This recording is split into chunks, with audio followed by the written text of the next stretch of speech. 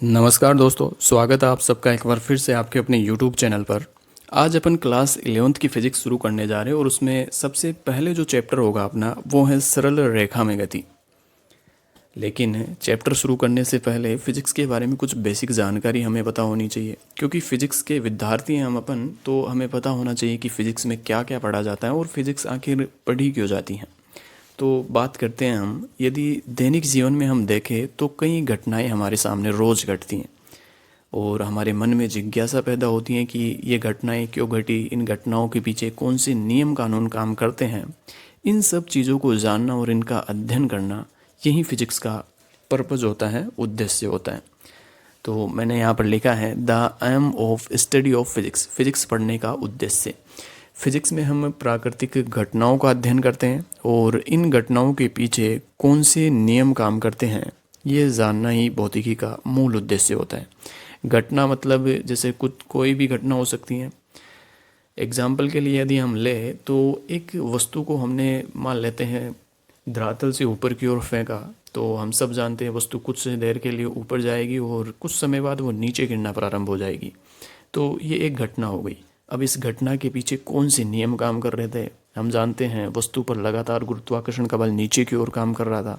तो ये सब चीज़ें जानना, यही इस केस में फिजिक्स पढ़ने का अपना उद्देश्य होता है। अब फिजिक्स अपने आप में एक बहुत बड़ा सब्जेक्ट है, तो इसे कई शाखाओं में विभाजित किया गया है। यांत्रिकी ऐसी ही एक शाखा है फिजिक्स की जिसमें वस्तुओं की गति का अध्ययन किया जाता है। यांत्रिकी को दो शाखाओं में विभाजित किया गया है, क्लासिकल मैकेनिक्स और क्वांटम मैकेनिक्स। क्वांटम मैकेनिक्स का अध्ययन हम क्लास 12th में करेंगे और क्लासिकल मैकेनिक्स का अध्ययन हम क्लास 11th में करते हैं। क्लासिकल मैकेनिक्स की तीन शाखाएं हैं, स्टैटिक्स, काइनेमेटिक्स और डायनेमिक्स। स्टैटिक्स में हम साम्यावस्था के अधीन, बाह्य बलों की क्रिया के अधीन साम्यावस्था में वस्तुओं या पिंडों का अध्ययन करते हैं। काइनेमेटिक्स में केवल वस्तुओं की गति का अध्ययन किया जाता है, जबकि डायनेमिक्स में गति के साथ साथ गति के कारण पर भी विचार किया जाता है। अब इन तीनों शाखाओं का मतलब क्या है, ये कैसे एक दूसरे से अलग हैं, इसी को हम थोड़ा समझ लेते हैं। सबसे पहले हैं स्टैटिक्स। इसमें बाह्य बलों की क्रिया के अधीन साम्यावस्था में वस्तुओं का अध्ययन किया जाता है। साम्यावस्था का मतलब क्या है, समझते हैं इसे। मान लेते हैं ये मार्कर यहाँ पर रखा हुआ है। हम सब जानते हैं कि मार्कर पर नीचे की ओर गुरुत्वाकर्षण बल लगातार काम कर रहा है। मार्कर पर एक और बल काम कर रहा है ऊपर की ओर, अभिलंब बल उसे बोलते हैं। ये हम आगे पढ़ेंगे, लेकिन अभी के लिए ध्यान रखना। तो दो बल मार्कर पर काम कर रहे हैं, एक नीचे की ओर गुरुत्वाकर्षण बल, दूसरा ऊपर की ओर अभिलंब बल। और आपकी जानकारी के लिए मैं बता दूं, अभिलंब बल का जो मान है, परिमाण, वो गुरुत्वाकर्षण बल के परिमाण के बराबर ही होता है। केवल इन दोनों बलों की दिशाएं विपरीत हैं यहाँ पर। तो मार्कर पर यदि हम नेट बल देखें, कुल बल, तो 0 है, क्योंकि नीचे की ओर लग रहा गुरुत्वाकर्षण बल, ऊपर की ओर लग रहे अभिलंब बल, दोनों एक दूसरे को संतुलित कर देते हैं। तो नेट बल 0 होने की इस अवस्था को ही साम्यावस्था बोला जाता है। तो स्टैटिक्स में हम बाह्य बलों की क्रिया के अधीन साम्यावस्था में वस्तुओं का अध्ययन करते हैं। यहाँ पर इस स्थिति में मार्कर साम्यावस्था में, तो इस अवस्था में मार्कर का जो अध्ययन किया जाएगा, जिस शाखा में किया जाएगा क्लासिकल मैकेनिक्स की, उस शाखा को स्टैटिक्स बोलते हैं। अब दूसरी शाखा अपनी काइनेमेटिक्स। काइनेमेटिक्स में केवल वस्तुओं की गति का अध्ययन किया जाता है, गति के कारण पर विचार नहीं किया जाता है। गति के कारण से मतलब है वस्तु ने गति करना प्रारंभ क्यों किया, मतलब होता है गति के कारण का।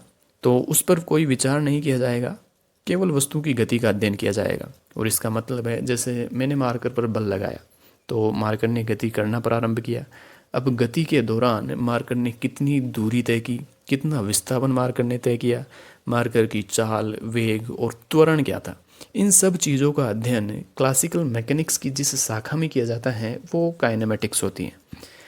तीसरी और अंतिम शाखा है डायनेमिक्स, और डायनेमिक्स में हम गति के साथ साथ गति के कारण पर भी विचार करते हैं। कारण का मतलब है मार्कर ने आखिर गति करना प्रारंभ ही क्यों किया। तो हम सब जानते हैं, मैंने मार्कर पर बल लगाया तो मार्कर ने गति करना प्रारंभ किया।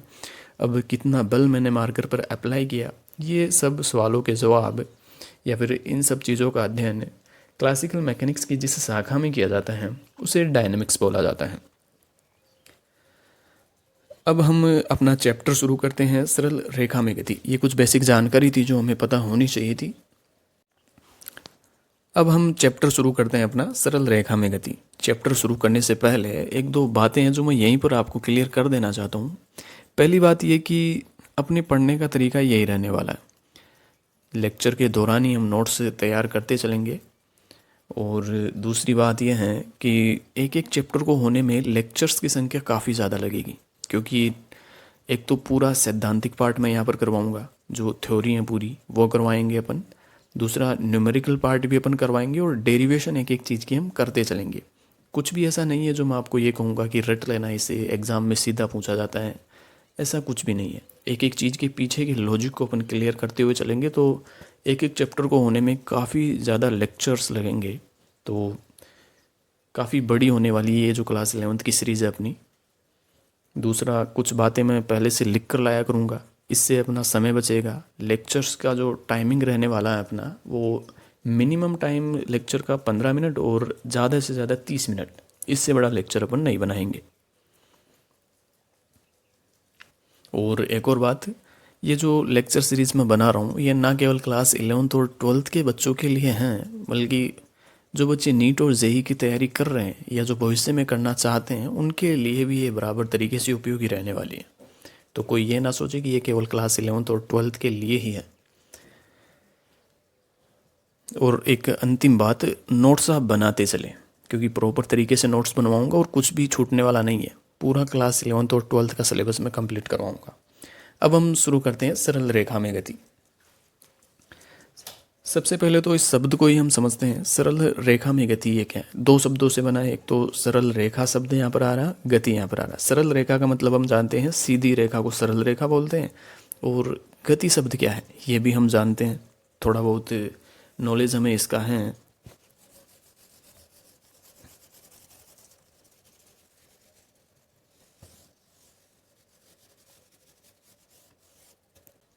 सरल रेखा में गति का मतलब क्या है? सरल रेखा हम जानते हैं, एक सीधी रेखा को सरल रेखा कहा जाता है। यदि सरल रेखा में कोई वस्तु गति कर रही है तो उस वस्तु की गति को सरल रेखा में गति कहा जाएगा। लेकिन यहाँ पर बात यह आती है कि गति किसे कहते हैं। सरल रेखा तो हमें समझ आती है, लेकिन गति का क्या मतलब है? क्योंकि दैनिक बोलचाल की भाषा में तो हम समझते हैं गति क्या होती है। हम गतिशील और स्थिर वस्तुओं के बीच भेद भी कर पाते हैं। हम आसानी से बता सकते हैं कौन सी वस्तु गति कर रही है, कौन सी वस्तु रुकी हुई है।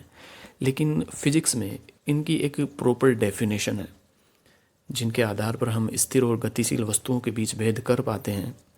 बाकी दैनिक बोलचाल की भाषा में जो हम वस्तुओं को गतिशील और स्थिर बताते हैं वो एक जगह जाकर फेल हो जाती हैं। समझते हैं वो कहाँ पर फेल होगी। सबसे पहले हम गति को समझने से पहले विराम को समझते हैं। विराम, यदि कोई वस्तु समय के साथ दिए गए निर्देश तंत्र के सापेक्ष अपनी स्थिति में परिवर्तन नहीं करती हैं तो वह विराम में कहलाती हैं। यहाँ पर आप ध्यान देंगे तो दो शब्द आपको देखने को मिलेंगे। पहला तो निर्देश तंत्र और दूसरा स्थिति में परिवर्तन। इन दोनों शब्दों को यदि हम समझ लेते हैं तो ये विराम की जो डेफिनेशन है वो हमें समझ आ जाएगी। और ये दोनों शब्द ही गति की जो डेफिनेशन अपन लिखी है उसमें भी आ रहे हैं। तो सबसे पहले हम समझते हैं निर्देश तंत्र क्या होता है और स्थिति में परिवर्तन क्या होता है। और इन्हें समझने के लिए हम एक कंडीशन लेते हैं। मान लेते हैं ये एक ऑब्जेक्ट मैंने यहाँ पर लिया है और मेरा क्वेश्चन आपसे ये है कि ये जो ऑब्जेक्ट मैंने यहाँ पर रखा है वो विराम अवस्था में है या गति की अवस्था में है। तो आप कहेंगे ये विराम अवस्था में है। लेकिन यदि मैं आपसे अब पूछूं कि ये ऑब्जेक्ट अब विराम अवस्था में है या गति की अवस्था में है, तो आप कहेंगे ये गति की अवस्था में है। लेकिन असली क्वेश्चन यहाँ पर मेरा यह है कि एक बार आपने इस ऑब्जेक्ट को कहा विराम अवस्था में है और दूसरी बार आपने कहा गति की अवस्था में है। आपने कैसे ये निर्णय लिया कि ऑब्जेक्ट एक बार विराम में था और दूसरी बार गति की अवस्था में था? क्या देखा आपने इस ऑब्जेक्ट में ऐसा कि एक बार तो आपने इसे विराम अवस्था में बता दिया और दूसरी बार आपने इसे गति की अवस्था में बता दिया? मुझे लगता है शायद आपने यही देखा होगा। इस वाली लाइन से इस ऑब्जेक्ट की दूरी, पहली अवस्था की बात कर रहा हूँ, जब मैंने इसे यहाँ पर रखा तब इस ऑब्जेक्ट की इस वाली लाइन से दूरी ये थी, और समय के साथ इस दूरी में कोई परिवर्तन नहीं हुआ, तो आपने बोल दिया कि ये ऑब्जेक्ट विराम अवस्था में है। ठीक है, आपने शायद इस लाइन से ना देखकर आपने इस लाइन से इसे देखा हो कि दूरी ये थी और समय के साथ इस दूरी में कोई परिवर्तन नहीं हुआ। शायद यहीं देखकर आपने ये कहा कि ये ऑब्जेक्ट चलकर कहीं गया नहीं, क्योंकि अगर ये चलकर जाता तो ये वाली दूरी बदलती और तब आप बोल देते ये गति की अवस्था में है। लेकिन दूरी नहीं बदली, मतलब ये रुका हुआ था यहाँ पर। या फिर हो सकता है आपने इधर से इसे देखा हो, या फिर इधर से इसे देखा हो, या फिर कोई और बिंदु जिसके सापेक्ष आपने इसे देखा हो। मान लेते हैं ये बिंदु यहाँ पर, इस बिंदु के सापेक्ष आपने इसे देखा हो, इसकी दूरी को देखा हो कि ये जो दूरी है वो नहीं बदली समय के साथ, तो आपने बोल दिया ये जो वस्तु है वो विराम अवस्था में है। और दूसरी अवस्था में आपने इसे गति की अवस्था में बताया, तब भी आपने शायद ऐसा ही देखा होगा कि जब ये चल रहा था लगातार तो इसकी जो दूरी है वो बदल रही थी। ये वाली दूरी बदल कर अब ये हो गई, इस लाइन से दूरी बदली, मतलब ये वस्तु चलकर गई है यहाँ से। तब आपने इसे गति की अवस्था में बता दिया। जब ये यहाँ पर था ये वाली दूरी ये थी, लेकिन अब बदल कर ये हो गई। पहले यदि मान लेते हैं ये 10 मीटर थी तो अब 8 मीटर हो गई, और जब चल कर गया तो ये 8 से बदल कर 6 मीटर हो गई। यहीं देखा होगा आपने, और यहीं देखकर आपने कहा होगा कि ये वस्तु गति की अवस्था में है। और ऐसा हर बिंदु के सापेक्ष है। यदि इस बिंदु के सापेक्ष देखोगे दूसरी वाली स्थिति में, तो इसके सापेक्ष भी इसकी दूरी लगातार बदल रही है। ये लेंथ कुछ और है, अब बदल करके कुछ और हो गई। यहाँ से देखोगे तो भी वही। मतलब यदि इस वस्तु की स्थिति मतलब दूरी से ही है। ये जो दूरी अपन ले रहे थे 10 मीटर, 8 मीटर, 6 मीटर, यही स्थिति है यहाँ पर। यदि दूरी में परिवर्तन हो रहा है, मतलब स्थिति में यदि परिवर्तन हो रहा है समय के साथ, तो वस्तु गति में है। यही हुआ था दूसरे वाले केस में। वस्तु यहाँ पर थी, यहाँ से इसने चलना शुरू किया, स्थिति बदली लगा था। पहले 10 मीटर थी, फिर 8 मीटर हुई, फिर 6 मीटर हुई। स्थिति लगातार बदली समय के साथ, तो हमने इसे गति की अवस्था में बता दिया। और पहले वाले केस में जब ये यहाँ पर थी, स्थिति इसकी नहीं बदली। 10 मीटर थी, 10 मीटर ही रही लगातार। समय बदला लेकिन स्थिति नहीं बदली। 10 मीटर ही थी शुरू में भी, और बाद में भी 10 मीटर ही रही। तो हमने इस वस्तु को विराम अवस्था में बता दिया। मतलब यदि किसी वस्तु की स्थिति में परिवर्तन होता है किसी दूसरी वस्तु के सापेक्ष, तो उस वस्तु को अपन गति में बता देते हैं। और यदि वस्तु की स्थिति में समय के साथ परिवर्तन नहीं होता, किसी दूसरी वस्तु, बिंदु या लाइन, कुछ भी हो सकता है, उसके सापेक्ष यदि परिवर्तन नहीं होता, तो हम उसे विराम अवस्था में बता देते हैं। एक और उदाहरण से हम इसे समझते हैं, थोड़ा अच्छे से ही समझ लेते हैं इसे।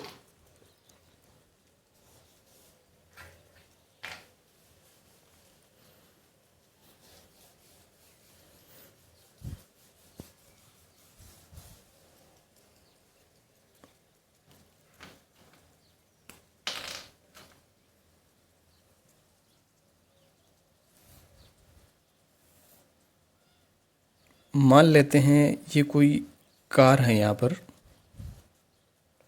T1 समय पर यहाँ पर थी, और ये कोई पेड़ है, और यहाँ कोई व्यक्ति खड़ा है।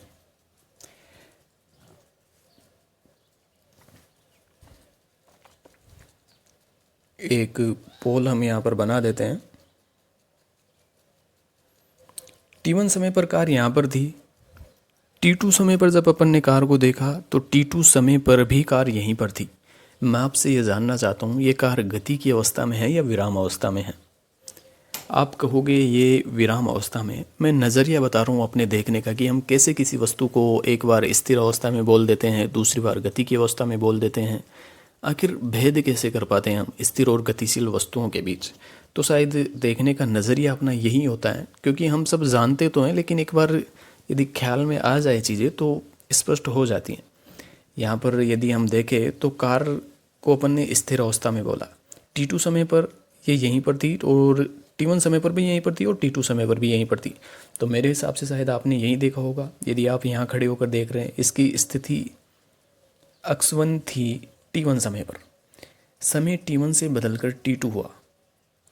आपने घड़ी में देखा समय कुछ था, स्थिति x1 थी, आपकी घड़ी में समय बदल गया, आपने देखा स्थिति अब भी x1 ही है T2 समय पर भी। मतलब स्थिति में परिवर्तन नहीं हो रहा कार की, कोई दूरी में परिवर्तन नहीं हुआ।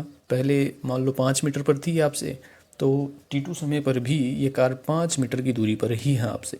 तो आप कहोगे कार चल नहीं रही, क्योंकि चल रही होती तो ये दूरी बदलती, 5 मीटर से बदल कर 6 मीटर, 7 मीटर या 8 मीटर कुछ हो जाती, लेकिन नहीं बदली है। मतलब कार ने गति नहीं की, मतलब कार विराम अवस्था में रही होगी। लेकिन दूसरे केस में यदि मैं आपसे बात करूं, कार यहाँ से चलकर यहाँ पहुँच जाए,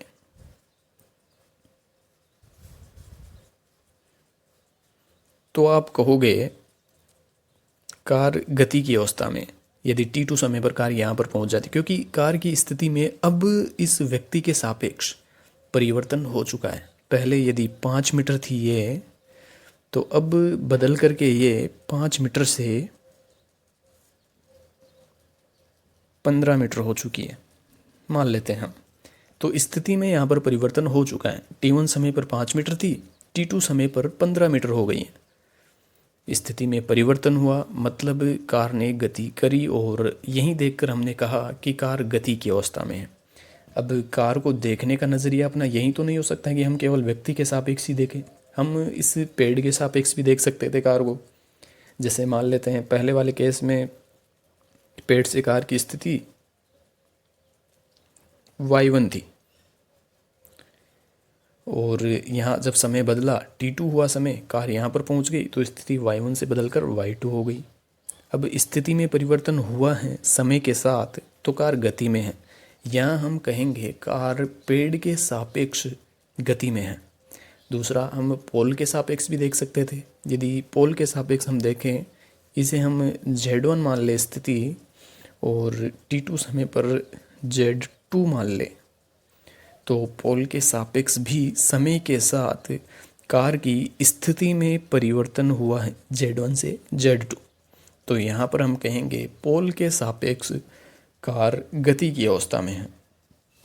तो ये अपना नज़रिया होता है वस्तुओं को देखने का। इसी आधार पर हम भेद कर पाते हैं कि कोई वस्तु स्थिर है या गतिशील है। अब आपने एक चीज़ पर गौर किया होगा, यहाँ पर मैं जब भी बोल रहा हूँ कार गति में है, मैंने ये हर बार कहा है। पहली बार मैंने कहा कार व्यक्ति के सापेक्ष गति में है, दूसरी बार कहा कार पेड़ के सापेक्ष गति में है जब स्थिति में परिवर्तन हुआ y1 से y2, और तीसरी बार मैंने कहा कार इस पोल के सापेक्ष गति में है। मैंने ये कभी नहीं कहा कार गति में है, और इसी बात को मैंने यहाँ पर लिखा है। संसार में कोई भी वस्तु निरपेक्ष रूप से स्थिर या गतिशील नहीं है, सभी वस्तुएं सापेक्षिक रूप से स्थिर या गतिशील होती हैं। क्योंकि यदि मैं इस कार को ऐसा कहूँ कि कार गति में है, तो ये बात पूरी तरह से सही नहीं है। और क्यों सही नहीं है, इसे भी हम एक उदाहरण से समझते हैं।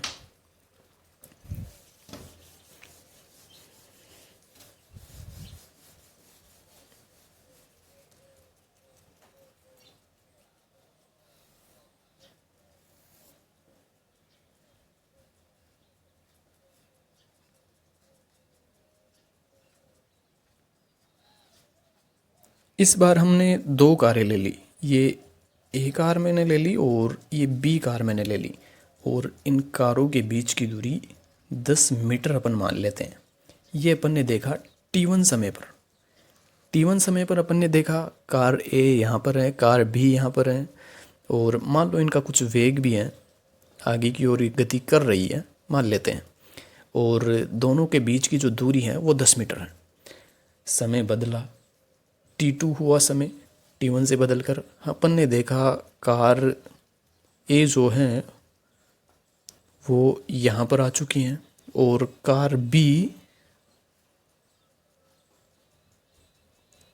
यहाँ पर आ चुकी हैं, और दूरी अब भी इनके बीच 10 मीटर ही है।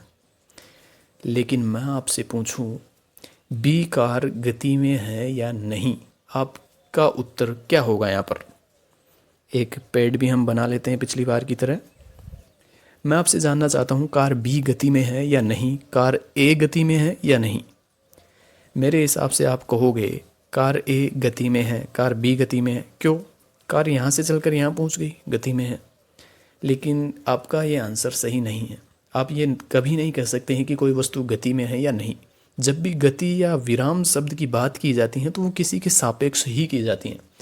यदि हम यहाँ कार ए की या कार बी की बात करें, कार बी गति में है या नहीं, तो हम कहेंगे कार बी पेड़ के सापेक्ष तो गति में है, क्योंकि पेड़ के सापेक्ष इसकी स्थिति में परिवर्तन हो रहा है।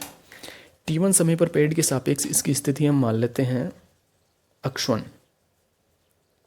t2 समय पर कार बी की स्थिति बदलकर हो गई पेड़ से x2।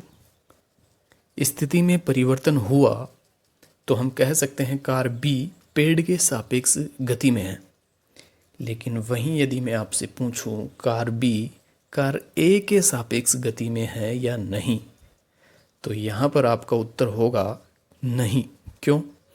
क्योंकि t1 समय पर बी कार की स्थिति ए कार से है 10 मीटर, और जब t2 समय पर आपने देखा तो भी कार बी की स्थिति कार ए से 10 मीटर ही है।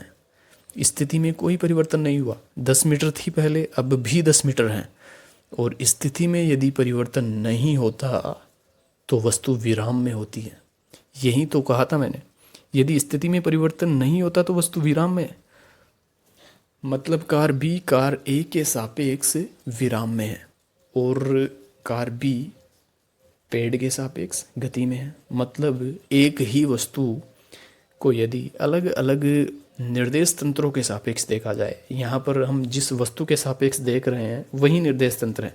पेड़ के सापेक्ष अपन ने देखा एक बार कार बी को, तो उस स्थिति में निर्देश तंत्र पेड़ था। दूसरे केस में अपन ने कार बी को कार ए के सापेक्ष देखा, तब निर्देश तंत्र कार ए था। तो यहाँ पर एक ही वस्तु को यदि अलग अलग निर्देश तंत्रों के सापेक्ष देखा जाए तो वो वस्तु विराम में भी हो सकती है एक ही समय पर, और एक ही उसी समय गति में भी हो सकती है। जैसे यहाँ पर कार बी के मामले में है, कार बी यहाँ पर पेड़ के सापेक्ष तो गति में है, लेकिन कार ए के सापेक्ष गति में नहीं है, क्योंकि पेड़ के सापेक्ष कार बी की स्थिति में परिवर्तन हो रहा है। x1 से बदलकर x2 हुई, लेकिन यहाँ पर 10 ही रही, 10 मीटर थी, 10 मीटर ही t2 समय पर भी रही स्थिति। ए के सापेक्ष स्थिति में कोई परिवर्तन नहीं हुआ, तो कार बी ए के सापेक्ष विराम में है। तो मुझे लगता है आपको ये समझ में आया होगा। बाकी अगले लेक्चर में हम निर्देश तंत्र को ही समझने वाले हैं। भाई आपने ध्यान दिया हो तो एक बार अपन ने निर्देश तंत्र पेड़ को लिया, एक बार कार को लिया निर्देश तंत्र, और पिछले वाले केस में एक पोल मैंने बनाया था तो उस पोल को निर्देश तंत्र लिया था। तो अलग अलग वस्तुएं निर्देश तंत्र हो सकती हैं। जिस वस्तु के सापेक्ष किसी वस्तु की स्थिति को देखा जाता है, तो जिसके सापेक्ष देखा जाता है वही वस्तु निर्देश तंत्र होती है। अगले लेक्चर में हम एक सार्वत्रिक निर्देश तंत्र को समझेंगे, जिसे कार्तीय निर्देश तंत्र कहा जाता है। और अब से हम उसी निर्देश तंत्र के सापेक्ष वस्तुओं की गति को समझेंगे।